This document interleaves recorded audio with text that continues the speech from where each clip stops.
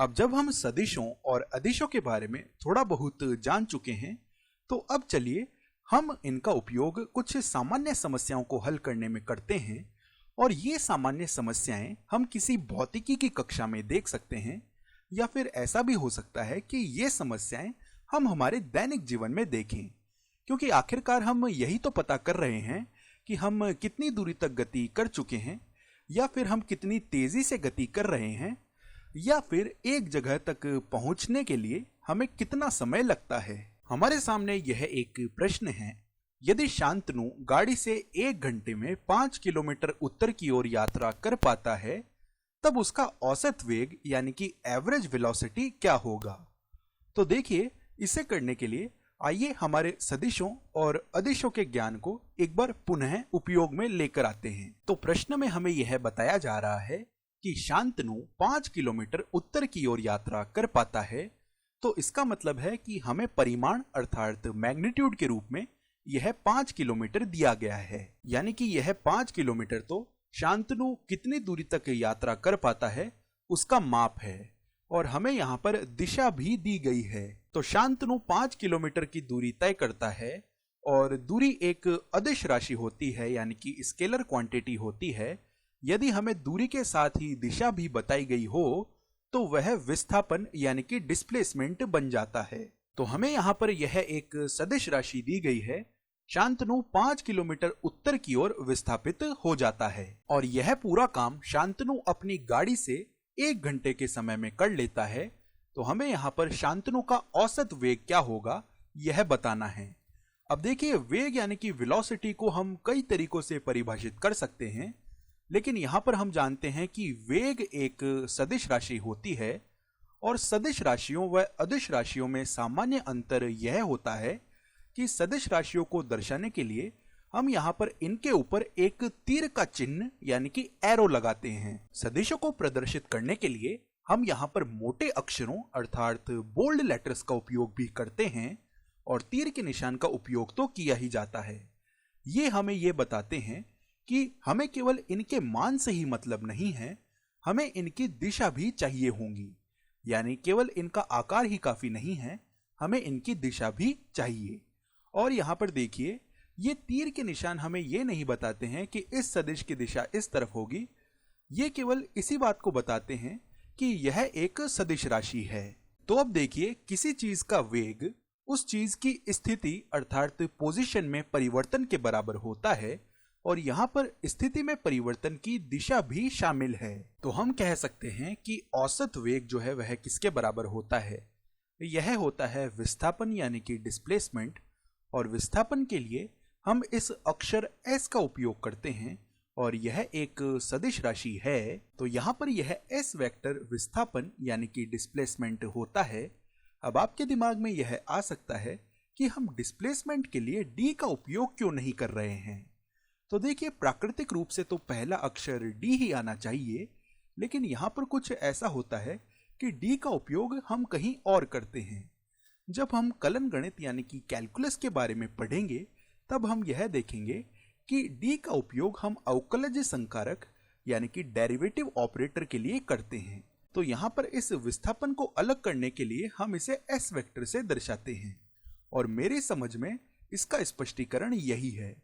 यदि आपके पास इसके लिए कोई बेहतर स्पष्टीकरण हो, तो मैं चाहूंगा कि इस वीडियो के नीचे आप उस स्पष्टीकरण को कमेंट करें, और उसके बाद मैं एक अलग वीडियो बना दूंगा जिसमें मैं उस स्पष्टीकरण को और अच्छे से स्पष्ट कर दूंगा।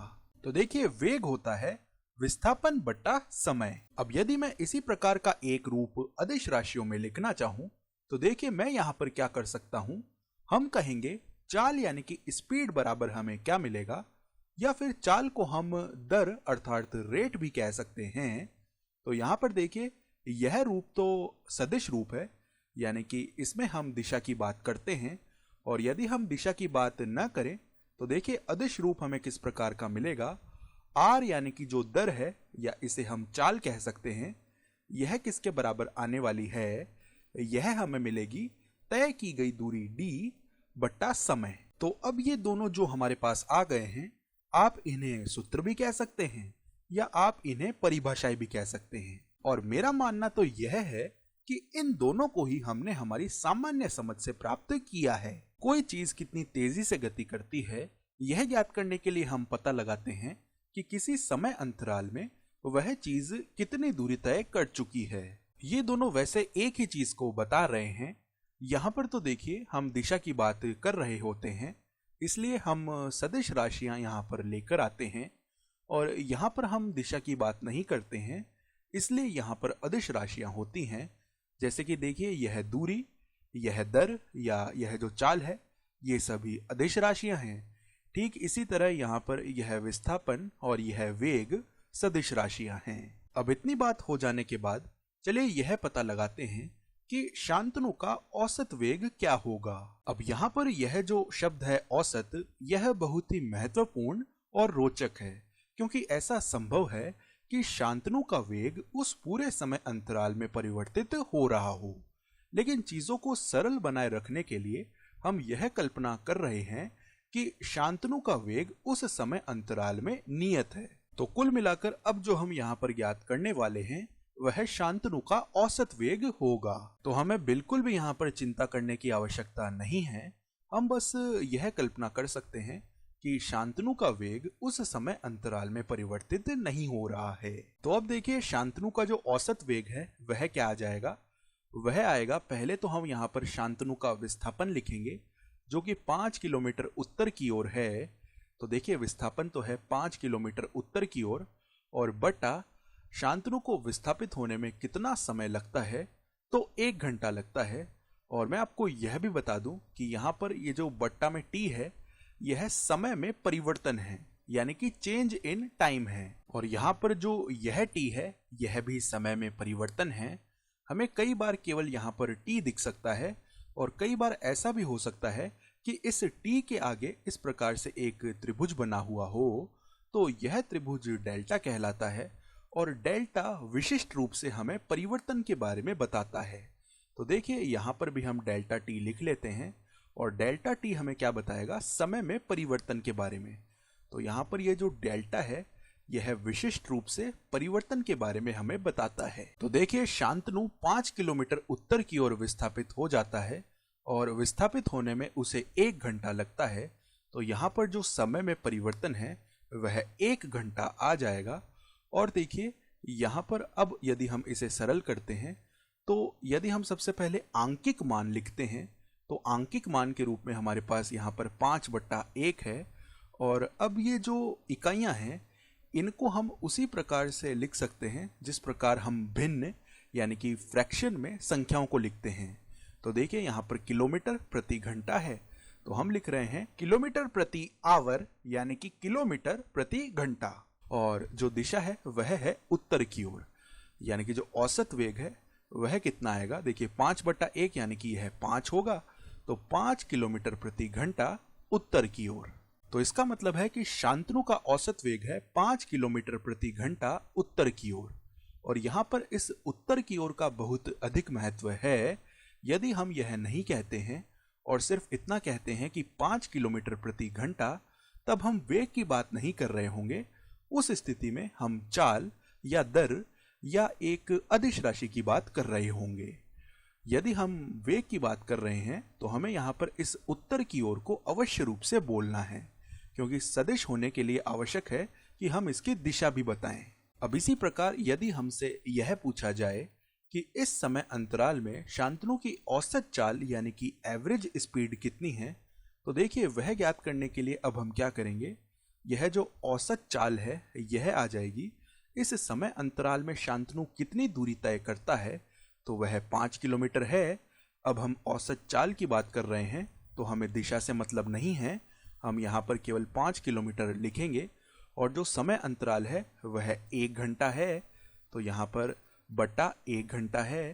तो इसे हम कह सकते हैं कि जो औसत चाल है शांतनु की, वह आ जाएगी 5 किलोमीटर प्रति घंटा। एक बार वापस से आपको यहाँ पर बता दूं कि हम केवल परिमाण यानी कि मैग्नीट्यूड ही लिख रहे हैं, यानी कि यह एक अदिश राशि है।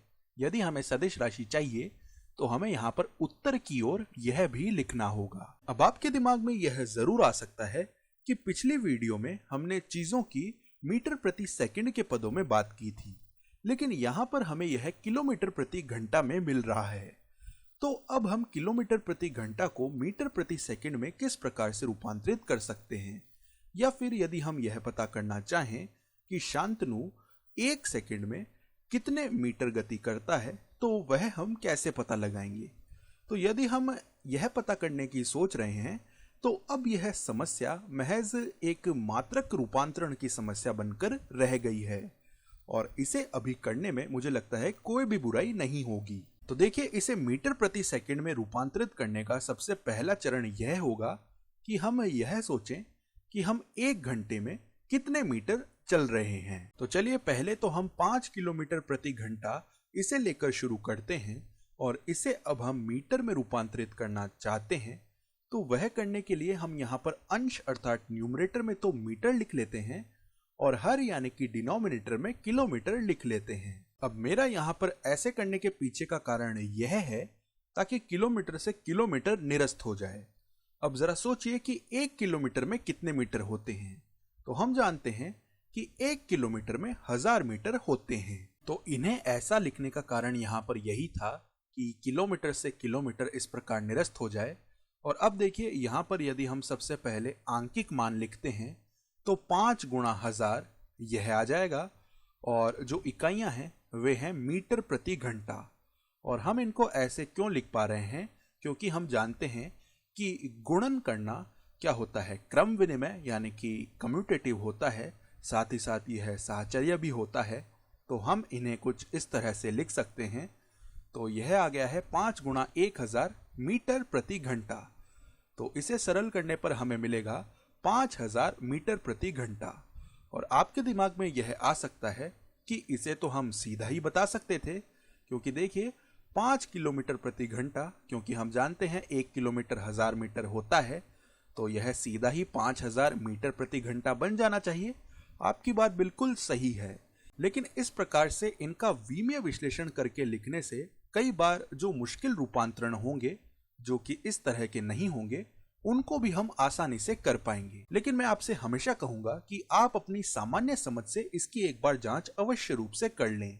जैसे कि यहाँ पर शांतनु 1 घंटे में 5 किलोमीटर चल रहा था, तो 1 घंटे में वह कितने मीटर चलेगा। तो यह तो सीधी सी बात है कि यदि वह 5 किलोमीटर चल रहा है, और यदि हम मीटर में बात करेंगे, तो यहाँ पर यह जो संख्या है यह बहुत अधिक बढ़ जाएगी, जो कि यहाँ पर हो भी रहा है। अब यदि हम सेकंडों की बात करते हैं, तो आइए इसके लिए भी हमारी सामान्य समझ से हम जांच कर लेते हैं।